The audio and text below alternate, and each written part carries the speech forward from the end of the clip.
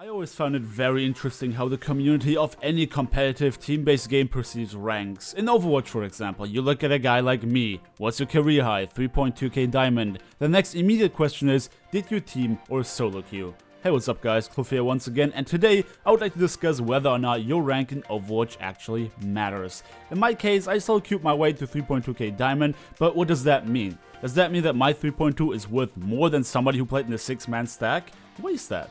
Well, according to the community, playing in a 6-man is way easier, therefore your rank almost doesn't count unless you're way up in the Masters and beyond. What I always found really funny about this notion is that everyone who plays solo queue on ladder is aware of the fact that you're just spinning the roulette every match for whether or not your teammates are gonna be decent, whether or not you're gonna have someone trolling in your team, or someone who's toxic, or someone who's just bad at the game. With that said, if everyone is aware of how much of an RNG fest solo queue is, why is it perceived as though it has more worth than a team queue rank?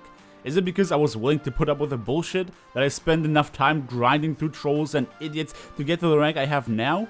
It's nothing but a time sink while hoping for the best. The notion of your team carried you to your rank and therefore it is not worth as much seems really silly to me, because you are also up against other 6-man stacks. Everyone is on even footing. You could argue that in a full stack versus full stack match, your mechanical skill is not as important because you can compensate through superior team play. But either way, you have to play well to win, and we all know that. I'm pretty sure every single one of us has a story that starts with that Hanzo that didn't want to switch, or something along those lines. You lost because one guy was bad in your team, so if I was as bad as that guy, wouldn't I be just as impossible to carry for my team as he was for you? Look, all I'm trying to say in this video is that we shouldn't be uptight about how we got to our rank, but just be glad that we got where we are, or be mad that we're lower than where we hope to be. I can't help but feel silly myself caring so much about my rank, to be honest. In one day of solo queuing, I dropped 500 SR due to a 13-game losing streak, punching me down from 3.2 all the way back into 2.7. But what does that mean for me? Have I just been fortunate to get good teams that carried me into 3.2, and now I got my well-deserved punishment, beaten down to the low SR I belong to?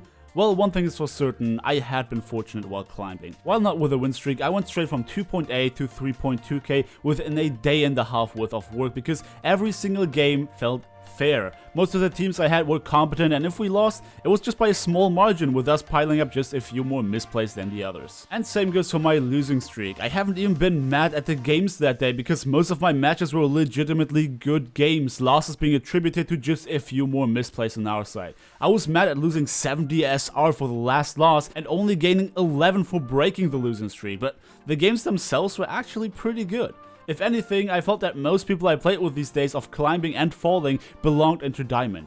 All of us. But well, luck doesn't shine upon everyone, and I was just that poor soul that was on the losing side a few times too often. Meanwhile, I've had severe troubles getting my rank back because of the sudden increase in trolls, pricks, and just generally bad players. Funnily enough, I barely have any good games playing in duo, triple, or quad premates anymore. Most of my good games, in fact, happen in solo queue. I found it really strange because I felt like whenever we won a game, Blizz would just throw some horrendous teammates at us just so we cannot rank up. And it didn't matter who I queued up with. We always had this one guy who insisted on playing Symmetra on King of the Hill, the one guy who plays Mei despite being horrible on her, even with 26 hours of playtime in competitive, or the one guy who blames everyone else and spends his entire time in spawn typing how we're all awful, rather than actually playing the game. That is a random element we cannot avoid unless we do play in a 6-man premade, and let me tell you, I've been playing in a 5-man the other night for the first time, and we've been rocking it. I lost over 150 SR that day, just bouncing up and down the ranks playing with different friends and solo, but holy shit, if you haven't played in a 5 or 6-man before, I highly recommend it. We finally get to practice all the things I always preach. Everybody played their strongest heroes, tactics were discussed, locations and picks were called out, ultimates combined, and we were able to improve as a team going from game to game, and we only played for a single evening so far.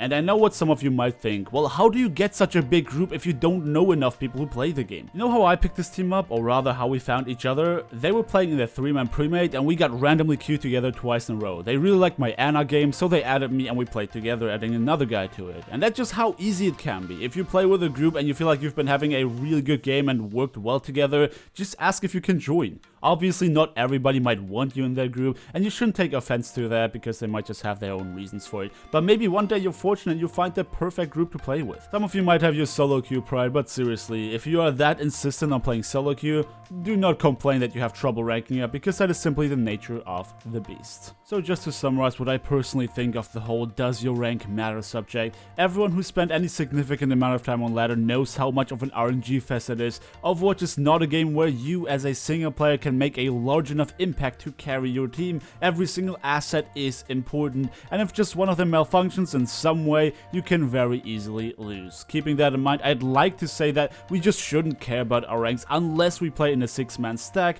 since that's where you can reliably perform at the best of your capabilities.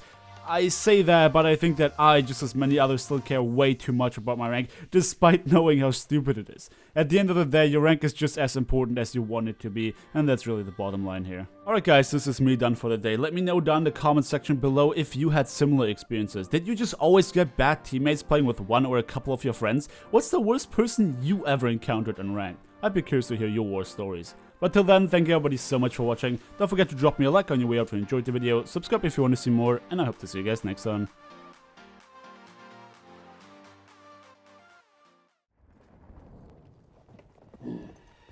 Say what? What? Oh my what?